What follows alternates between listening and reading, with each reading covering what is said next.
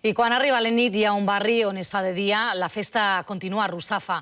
Àngel Hernández, l'enllumenat dels carrers és un altre atractiu per a visitar estos dies.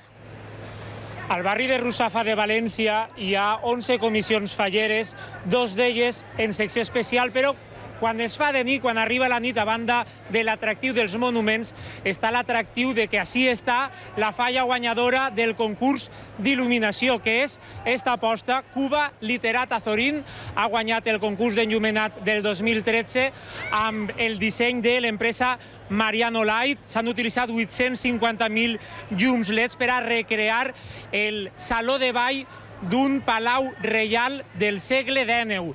I ara van a veure com està de ple este carrer Cuba. Està autènticament ple, la gent apenas pot caminar. De fet, per megafonia s'ha d'anar explicant que la gent circula per una banda, els que vulguin entrar, els que vulguin eixir, que circulen per una altra banda. És un dels atractius que hi ha en aquests moments en les falles del 2013.